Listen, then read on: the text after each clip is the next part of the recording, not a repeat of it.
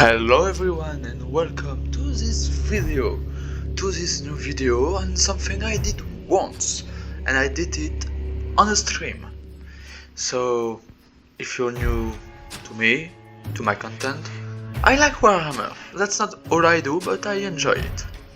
And if you've read the description or the title of this video, you know we are ranking the Primarchs.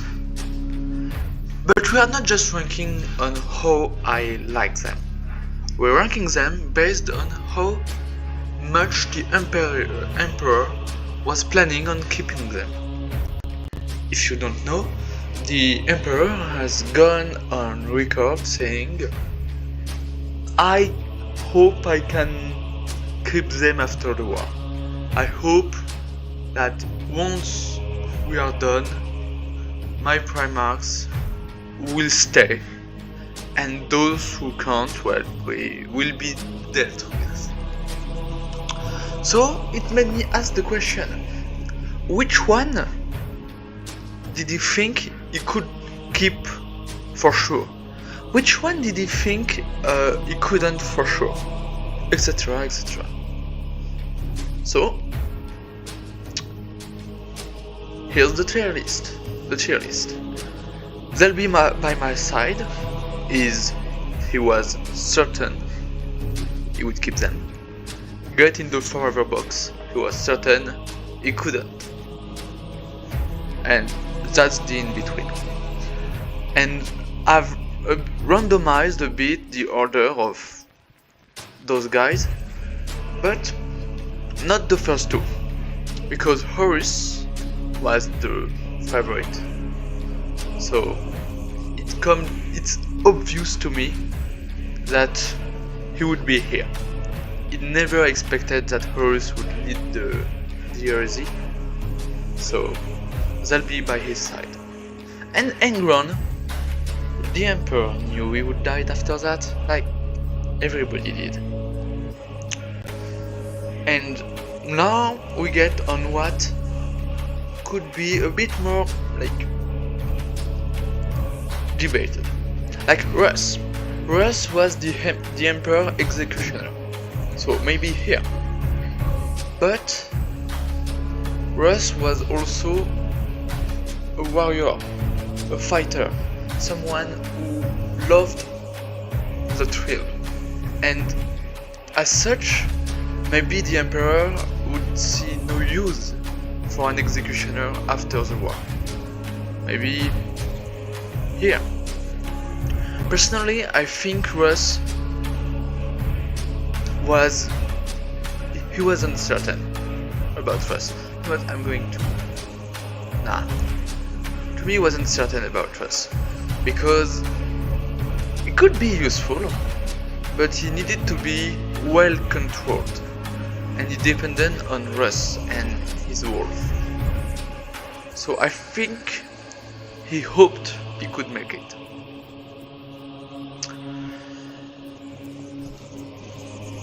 I think that's where he would be.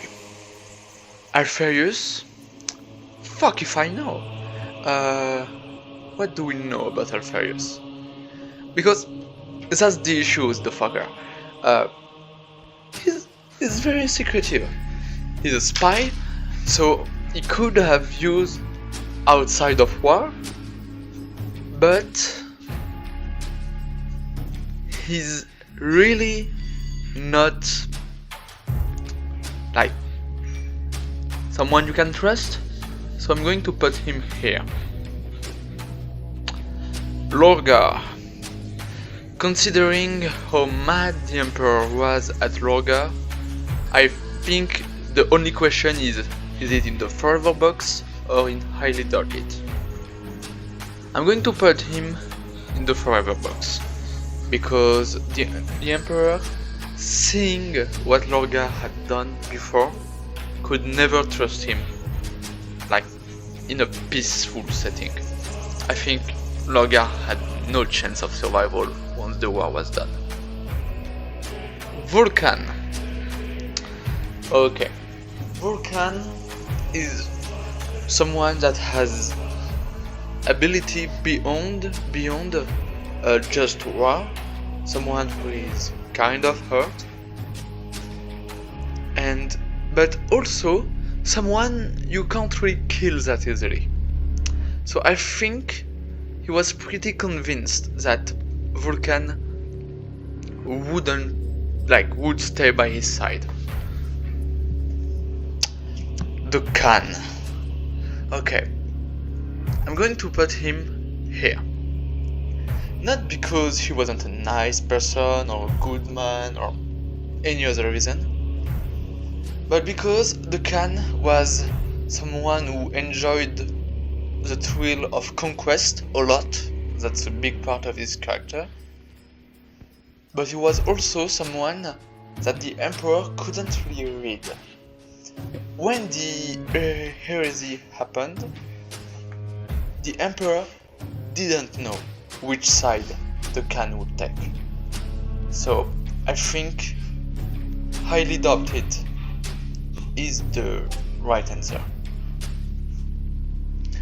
Dorn, I think it's pretty obvious that he would be here, since he's the one that made the Emperor Palace, and so someone we trust a lot. He's someone who's very resistant to chaos, so all of this, Dorn would be by his side by the end. Perturabo. Okay, I think Perturabo would be here, and the only reason he wouldn't be here is because I think the Emperor was was aware of his issues in temper. Perturabo is someone who would love to work in a peaceful environment, but the Emperor probably couldn't trust him fully to do that. Corax is a freedom fighter, so that's not a good thing for Mr. Totalitarian. He's loyal and he's ready to make sacrifice. I don't think the Emperor would trust him that much. In my opinion, he would see him as a liability. Like, once the war is over and the Emperor doesn't fix everything and make the Imperium perfect, Corax will be pretty mad at him, I think. Kurz. Also, I don't know a lot about Corax, so take this with a grain of salt. Kurz is... okay, maybe it's going to be surprising. I'm going to put him here. During the Horus Heresy, while Kurz was imprisoned by Sanguinius, Sanguinius and the Emperor were confident that they could turn Kurz back to their side. So even during the Horus Heresy, the Emperor thought that Kurz could go to his side and be by his side, and that says a lot, I think. And the same way, not exactly the same way, but Guilliman is to me an obvious choice, because he's the Primarch that has been actively making his legion, well, bureaucrats and workers and leaders for outside of war. So Guilliman is perfect for after the war. Mortarion. The rat bastard doesn't have a lot going for him, I'm going to be honest. The Emperor was probably very conscious of his hatred of, well, himself, of the Emperor, and his hatred of Psychers too. I think he would go here. Not certain. I don't know a lot about Ferris. So as Corax I can't really tell, but Furious has a few things that Corax doesn't. Is not about rebellion and freedom fighting, so that's a good point for him. He has a lot of skill outside of war. He's a blacksmith, an engineer, etc, etc. And I think that's going to put him here. Like, not for sure, but he has a good chance. Sanguinius. Okay. So that would be the obvious answer. Sanguinius was one of the Emperor's favorite son, if I recall correctly. And like a all-around lovable guy. He taught his legion to love arts and culture.